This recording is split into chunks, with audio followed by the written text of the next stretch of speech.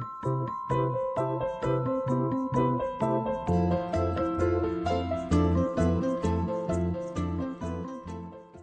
Randi. Thank you for joining us all the way from Jakarta, Indonesia. I'm super excited to interview you for the Eco Interviews.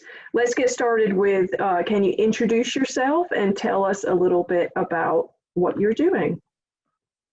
Hi, everybody. My name is Randi Julian Miranda. You can call me Randi. I'm the founder and CEO of Handep, which is a social enterprise based in Indonesian Borneo, precisely in central Kalimantan. We work to empower our indigenous people, especially the women, through more sustainable livelihoods, such as sustainable fashion and agricultural products. So yeah, that's pretty much what I've been doing in the past 3 years. And prior to that, I actually worked for a number of different international organizations focusing on sustainability, especially within the forest governance. Excellent. Can you tell us a little bit about your personal background? You mentioned that you're a social scientist, and then what drove you to start Handep with these women and the indigenous people in that region? Well, I think it's really personal to me. I was born and grew up in a very remote village in central Borneo, where my family was basically a traditional farmer and also gold miner. So my childhood was really close to nature, where I used to go to the forest foraging for fruits, vegetables, and sometimes I went for hunting with my dad or with my grandfather. And then yeah, I also spent a lot of time on our rice field. As a Dayak, our my childhood especially was very connected to nature. But then as I grew up, things started to change, where I witnessed a lot of massive extractive industries development taking place on our land. But unfortunately, this kind of massive development is affecting our indigenous people, my people, from our own lands. Um, and we are often only left with environmental destructions, like the loss of the forest, the extinctions of the animals, and also our right to lands and forests are being deprived of by these big corporations. So I was thinking like what was going on, but as someone who was living and studying in such a remote village, I didn't understand the complexity of the issues. Long story short, I spent like 6 years working with several international organizations after I completed my bachelor degree back in 2012. And I learned a lot of different things around sustainability issues, especially in regards to the rights of indigenous people. And then I started to understand gradually what was going on our land. And I decided to deepen my knowledge, to harness my understanding on how things actually work on our land, in our place. And then I did my master's at the University of Melbourne, Australia, in 2017. And after that, through a lot of reflections, I decided to come back to my home village to actually start doing something with our community, because at that moment, I wasn't sure if I had to continue my career with these big international organizations, because a lot of lessons learned that most of the projects are very short term, 2 or 3 years, and then they're gone after the donors funding is done. They're also gone, and our people just have no idea how to carry on with the projects after they left our community. So I was thinking, how can I start something that is local, that is that aligns with our traditions and cultures, and also, of course, long term, not only 1 or 2 years and then I'm gone. So I went on a study, on a survey to a number of villages especially my home village, and collectively with my people started to identify what can be developed as an alternative sources of livelihoods or incomes for us that can be done by locals and also can benefit the locals, but like in a sustainable way that doesn't harm the environment, especially doesn't damage the forest because it's our source of livelihoods.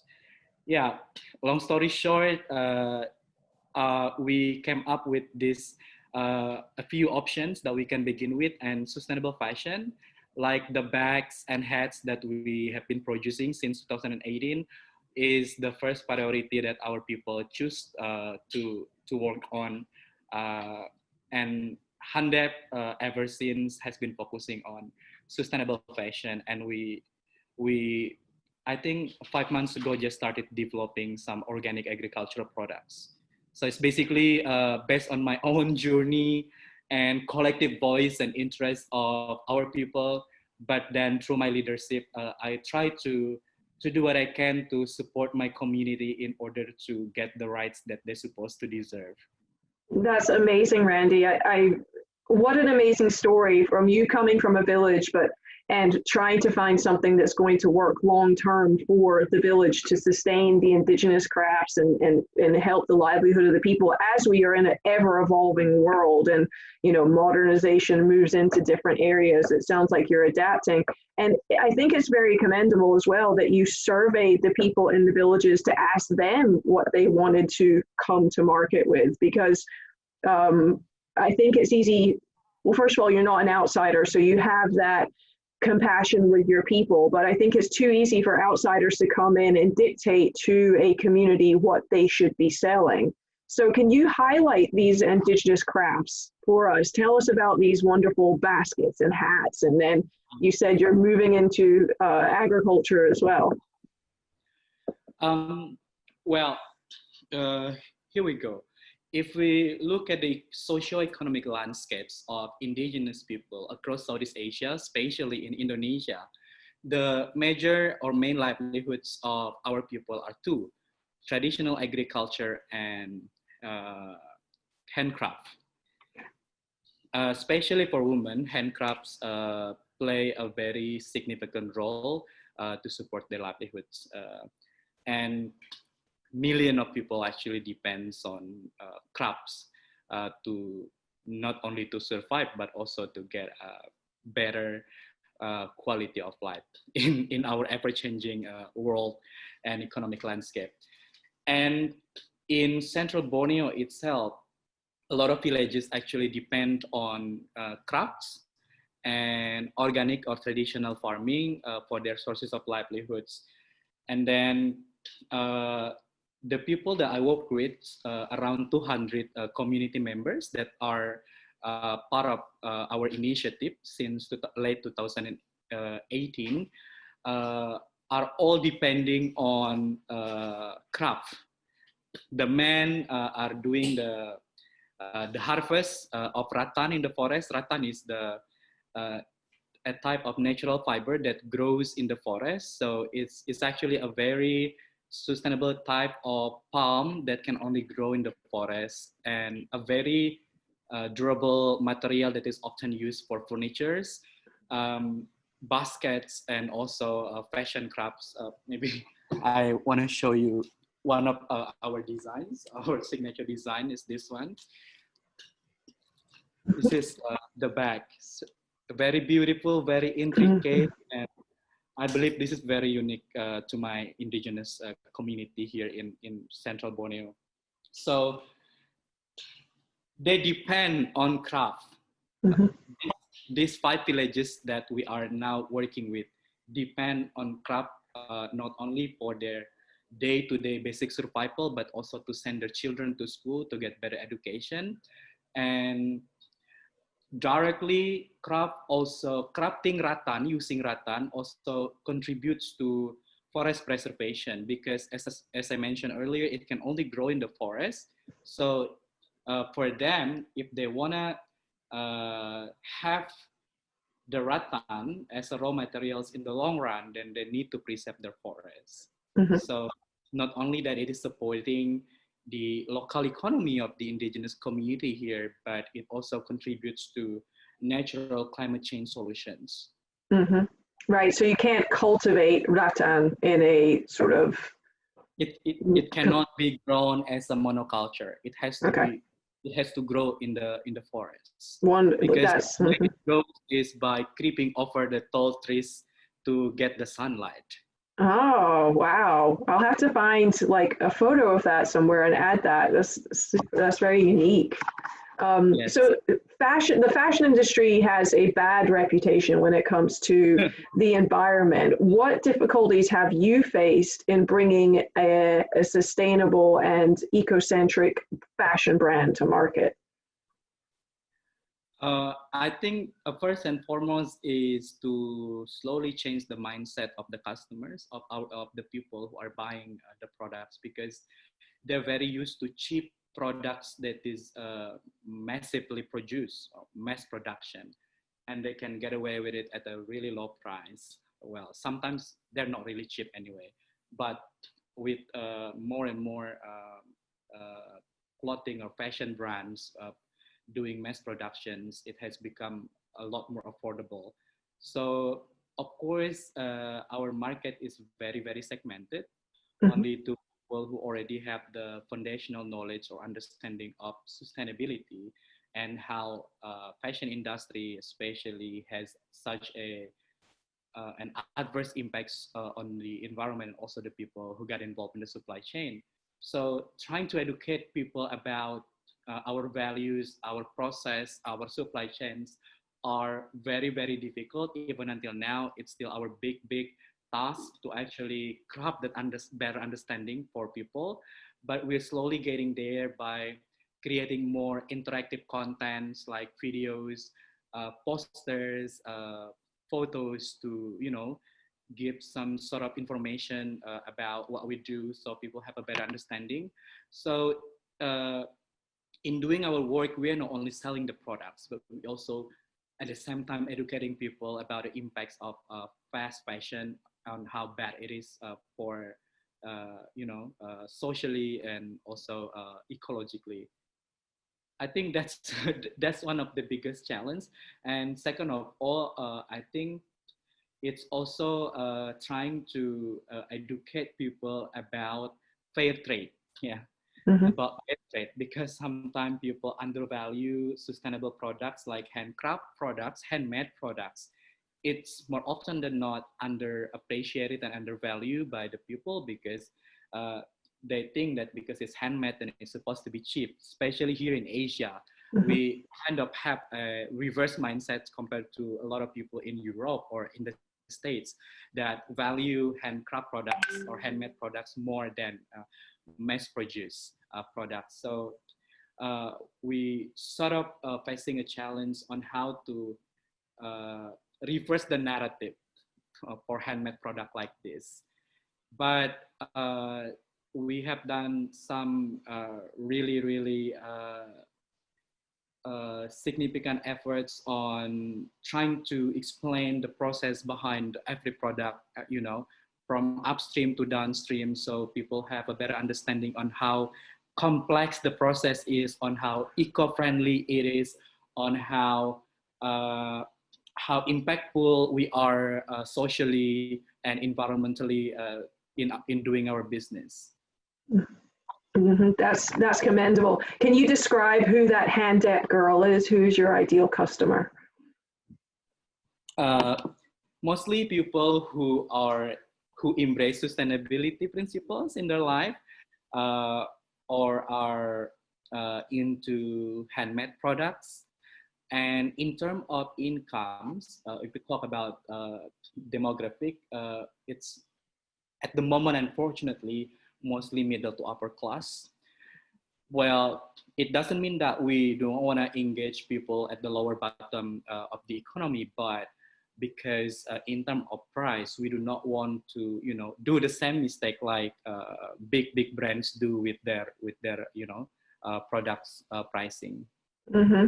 Mm-hmm. So it sounds like you lead with the sustainability aspect. That is certainly an value add to your product. Is it, do you have any, or do you experience any backlash from leading with the sustainability aspect, or are people very open to this? The answer is yes and no. Mm-hmm. Uh, the answer is yes and no. Uh, Here is the problem. So people often think that uh, a lot of brands are using the word sustainability only as a branding and marketing strategy.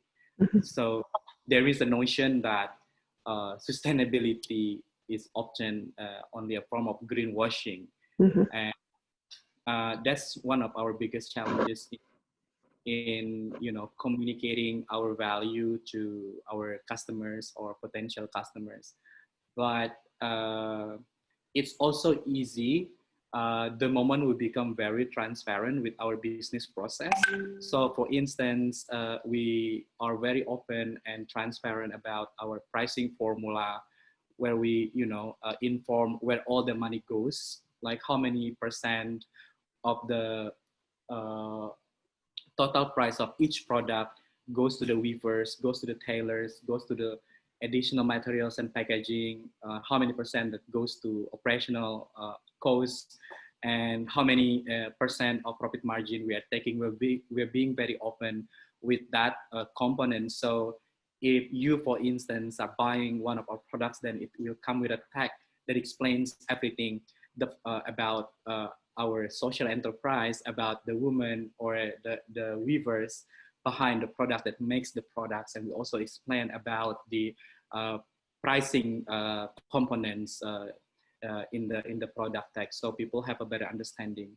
But we slowly educating more and more people here, especially in Indonesia, to be aware of where their money actually goes to, Mm-hmm. and what impacts their money can actually make. It's either positive or negative, and we're trying to convince them that uh, every penny that they spend on our products actually goes to make good impacts. Yeah, and it's staying within your community as well. I imagine that's a something to highlight, that you're not, that the money isn't going abroad, that it's staying within Indonesia, right? Yeah. Yeah. Do you sell only in Indonesia? What is your market right now? Well, we mostly sell here domestically in Indonesia, but we also have started doing worldwide shipping. Worldwide shipping, it's mostly retail. So basically, Handep's focuses more on B2C or retails. 80% we do retails. We have done shipment to a lot of countries, but in a very small quantity, like just one or two pieces. Europe, US, Australia, and other neighboring Asian countries. Um, yeah, we just started that actually in late 2019.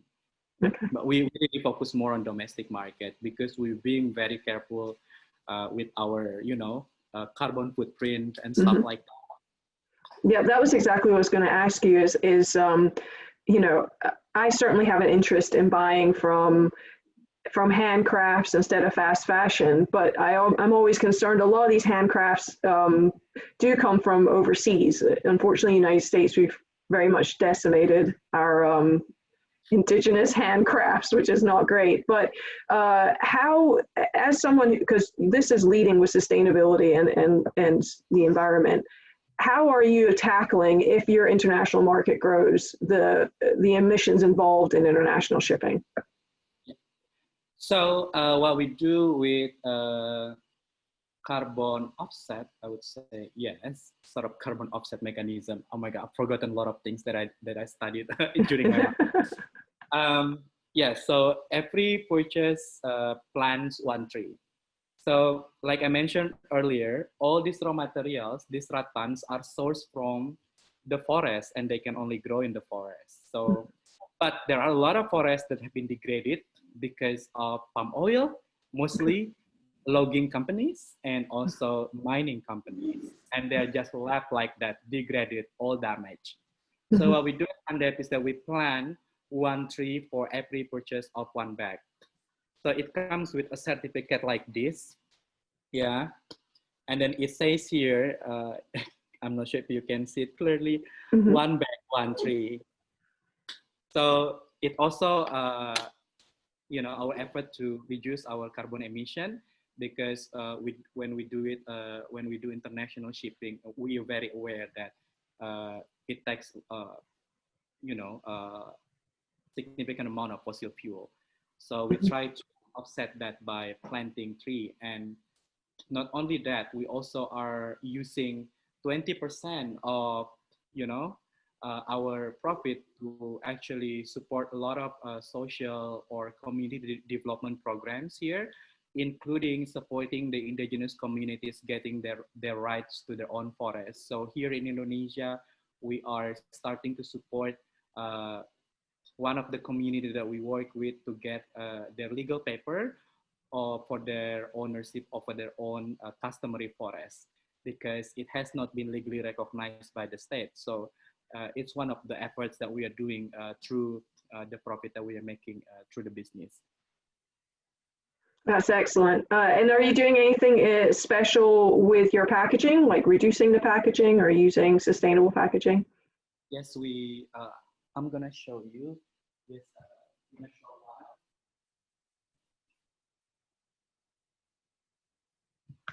We usually we offer our customers two options if they want to use all use boxes, or they want to use our boxes made of recycled paper. Mhm. And also for the inside, we actually use the waste from the rattan is organic waste. Uh, Ah, so everything is well, I can tell 80% is sustainable, made of naturally biodegradable materials. So if they want to use this one, then we will use this. But if they just want to use old box from, we collect, how do you say that? Used boxes mhm, from stores nearby, because they usually just chuck it out into the trash bin. mhm. Uh, we use it as a packaging box. We have that options for our customers. And also we always inform them that we are offsetting our carbon by planting one tree in every communication materials with the customers. I love it. It looks like I can put that extra rattan and the cardboard in my composting pile, and then it can feed my garden, and it's full circular. Um, Yeah, yeah. mhm. So what do you see for the future of Handep? You're doing handcrafts now. You briefly mentioned the traditional agriculture. Can you talk about that and any other what you see coming down the line? This is the organic rice, and this is the jungle honey. Ah, Yes. So we, with the organic rice, this is our new project. So, Asians eat a lot of rice, especially Indonesians. It's like our main staple here. But the thing is, it's being done in a very, very unsustainable way and in a very massive scale. But what's interesting about traditional agriculture here is they don't use chemical fertilizers. They don't use pesticides. They use it in a very traditional way. They only use organic fertilizers by using leaves and woods, stuff like that that they collect from the forest. And we started to promote this product as an alternative for uh, regular rice. mhm, And actually, the demand is quite good for this kind of rice, because more and more people in Indonesia, actually around 10% of the population, are transitioning to a more healthy lifestyle by only consuming organic products. So that's a good move. And uh, as for the fashion products, we see that we we are aiming to be one of the leading sustainable fashion brands, not only in Asia, but also globally, because I personally believe that traditional handcraft should be the new luxury. You know what I'm Mhm. saying?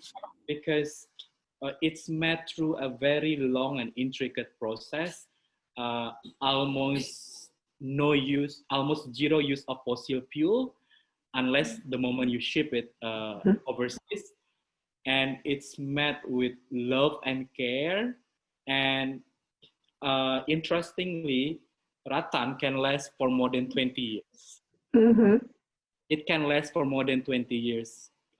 Not any less durable than genuine leather, you know. As long as you know how to take care of it, it can last very, very long. Mhm. Wonderful. How do you how do you harvest the forest honey? Oh, they actually harvest it only once or twice a year during the tropical fruit season. Mhm. So there will be a lot of honeybees making their hives in the tall trees in the forest, Mhm. because they eat the, you know, the flowers, Yeah. the fruit flowers, and that's the moment they usually harvest it. So how we work with the honey foragers is they basically supply the raw honey to us, and then we do all the packaging for them. And it's kind of seasonal products, because Mhm. they don't produce a lot of jungle honey. Yeah, It's so only they don't set up like hives everywhere. They're actually foraging in the forest. foraging in the forest. That's amazing. I bet it's delicious. I can't imagine what that tastes like. It is, yes. Do these products have more health benefits? I imagine like foraged honey and also organically produced rice through traditional agriculture must have a higher nutritional benefit than something that's produced chemically. Yes, especially for the organic rice, they smell much, much better than the, you know, rice that is grown conventionally, because the Dayak people only grow the rice once a year, because they only rely on the rain for their irrigation system. So it's only once a year, and it's on a highland, yeah. Hmm. So the taste is different, the texture is also different, and usually, you know, this kind of rice is very, very considered very, very one of a kind, because they don't actually grow the rice for commercial purposes. Rather, they grow it for their own food, so kind of you know, self-sufficient. It's for their subsistence needs, and only the surplus of the harvest will be sold. So they Hmm. don't they're not actually that very, very capitalistic like us in the city, or you know, uh, in urban areas. They're more uh, conscious about their own consumptions, and they see it as their own responsibility. And especially with the villages that are working with us, it's still compulsory for each household to have their own rice field. So they usually stock it up for the entire year, because they only do the farming once a year. Hmm. Amazing. So, why do we need more ethical fashion companies like Handep and businesses that are tapping into these traditional uh, product making skills? I think first and foremost, ethical fashion is beyond just about money making. It has more values than just profit generation, but it also usually champions for cultural preservation, community empowerment, social justice. There are so many values that ethical fashions actually embody, and I think it's really important to support this noble cause, not only for the sake of our physical, you know, appearance, but also the beauty deep down there. And especially with ethical fashion, I think why it's becoming more and more important in the 21st century, because um, a lot of ethical fashions are trying to, how would I say that, uh, trying to preserve what is already gone, and it doesn't promote over consumerism. Like you can observe with fast fashion in general, every season they always change their designs, they always encourage people to buy, they always make people feel bad if their clothes or their bags or their hats are no longer uh, in trend.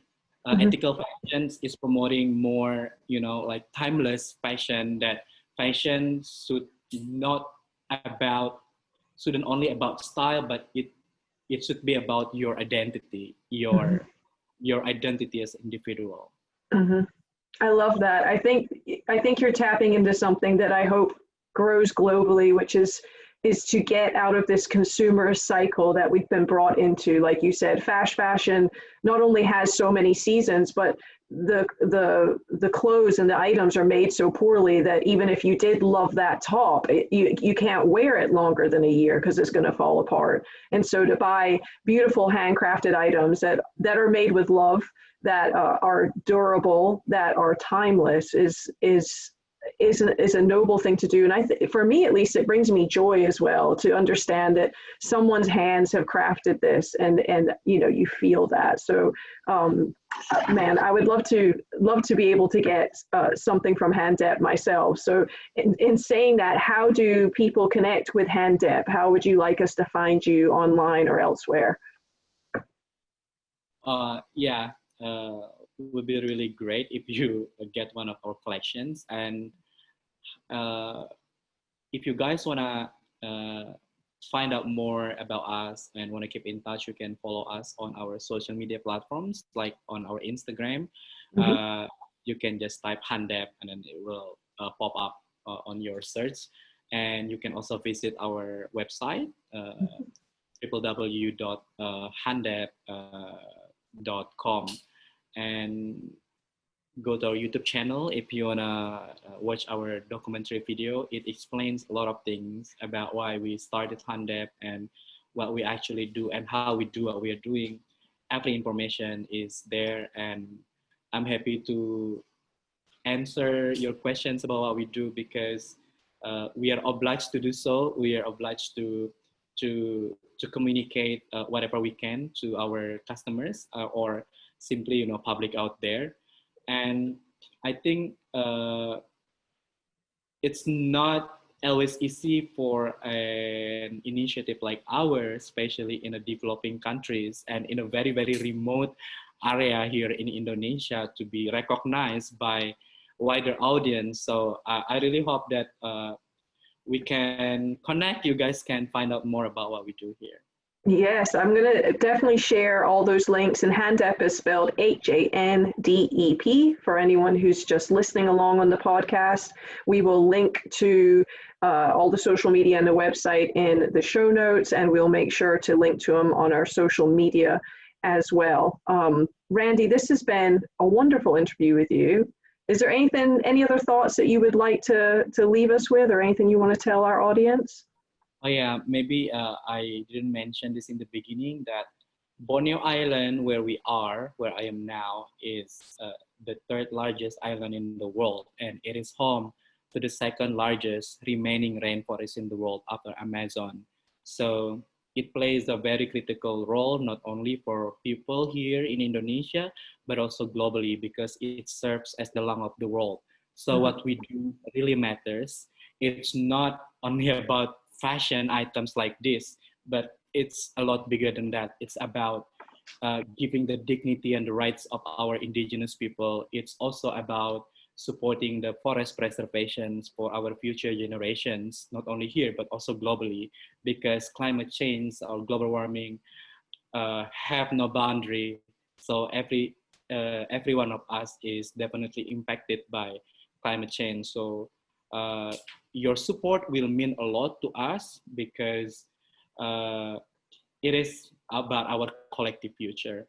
And one more thing, uh, this is a 2 cent from me as a socialpreneur or just as a fashion entrepreneur, that we need to look beyond just financial gain in doing business. We also need to take into account the impacts that we create to our people and also to our environment. And remember, by the end of the day, you don't die with your money, but you die with your legacy. And people will Yes. remember with that. I love that, Randy. Thank you. Actually, before we close out, tell us, you said that Borneo is the third largest island in the world, and it's home to the second largest rainforest. Tell us again, or tell us a little bit more about what is threatening the rainforest in particular in Borneo. Now, with the complex political economy here in Indonesia, it's not only domestic investment, but also foreign investment are taking over our lands and forests. A lot of gold and coal mining and oil company, palm oil, and also logging companies are massively and rampantly degrading our forests. But remember that those forests are not only home to the orangutan or to the exotic animals, but it's also home to thousands and even millions of indigenous people whose livelihoods are dependent on the forest resources. So this is actually very, very urgent issue that we are trying to tackle. But because we are very remote and often underreported by the mainstream media, we don't have a lot of platforms to share about the issues that are threatening one of the oldest rainforests in the world here. We certainly want to highlight that. And something you mentioned briefly, but I'm interested in, is because we're having the same issue actually here, even in South Carolina, is land ownership, and that the indigenous people's right to the land is not being recognized. So these forests are seen as being not owned by anyone, which is land ownership is a modern concept that just doesn't translate everywhere, right? So how is the community fighting to protect land that in a legal on paper sense might not have their name on it? The communities here, indigenous communities here across Indonesia are struggling to get the rights of their own lands and forests. And although the government has this initiative to recognize and give legal recognition on paper to indigenous people, but it has been poorly done. It has been how would I say that, distracted by economic interests of huge investments. And also most indigenous communities here don't have the technical capacity to get the legal papers from the state. And in Indonesia, almost every land and forest are owned by the state. So even though the existence of indigenous communities have long been there, even prior to the establishments of Indonesia as a country, but the thing is, in order for them to be recognized as an indigenous community or as a customary community, still needs legal paper from the government. So it's kind of, how would I say that?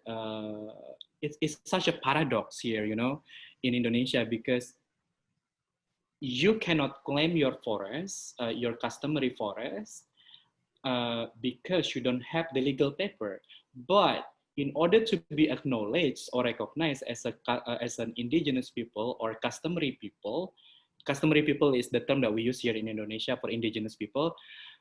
But you also need the legal paper from the government to acknowledge as an indigenous community. So it's really weird, and it shows a very complex political economy over land control in Indonesia, where the government is very, very how would I say that, reluctant to give the lands and forests that actually belong to the indigenous people that have been there for ages. So it's very complex, and that's what I actually am going through at the moment, supporting one of indigenous communities to get that legal paper for their customary forest. And it has been, the process has been, so difficult and going through complex bureaucracy. And the thing is, we don't have one uniform or one nationally agreed map of land use plan in Indonesia. So the governments of different levels have their own maps to refer to. So it makes it even more complex. But one same narrative is that all the government at all levels are very supportive of extractive industry that makes the life and the struggles of indigenous people even a lot more difficult. It must be incredibly frustrating to have to prove to some legal entity that you exist and you have rights. I know, right? For instance, like you as a human, and you need to be acknowledged by the government as a human. It's just like, it's so weird. Like, why you need that kind of legal acknowledgements of your identity as an individual or as a community. Yeah, to me, it's just proof that like colonialism is still, coming in and causing problems. There's recently in the U.S. been a very big backlash talking about colonial settlers and stuff and the impacts. And not only do we need to fight the ill effects of what our ancestors did hundreds of years ago, we need to be helping those communities that are facing it right here and right now. And it sounds like Borneo is one of those communities that need to get a wider audience to understand what's going on so that we can support somehow. And I just, with climate change and everything's going on, it still surprises me that as a human race, we move forward with these extractive industries. But when the profit motive is so strong, it's very hard to kick people of that habit. Yeah, it's really frustrating, honestly. And I have been through depressions as well, especially this year, because there are so many land disputes over forest areas between indigenous communities and extractive companies here in Borneo. And being part of that movement to support our people has never been easy. And I don't know, it's been very difficult when we look at the bigger picture of our socio-economic system that we're living today. I think this is so wrong at so many levels, and I just don't understand why a small group of people are so greedy and do not look at the impacts that they cause on others and also the environment. It's so devastating. Yeah. Are there any organizations or groups that are fighting this that you would like to direct us to, or do you have that information on the website? We do. We have that indigenous alliance here. Okay. The local one and also the national ones, and we also have some other grassroots organizations that work or champions for the rights of indigenous people. Of course, I can connect you to them if you want to find out more information, because they're all actually we've been working together on the same issue. Especially this year, all these different organizations that share the same vision are united because the issues that we are facing now have been very, have been much more complex and bigger than ever. So we're trying to create a joint force in order to accelerate the process of the conflict resolutions. Yes, I'd love to connect with those organizations, and we can promote them as well so that people can follow and support in whatever way makes the most sense for those organizations. Yeah. Well, Randy, I really appreciate you spending the time with us.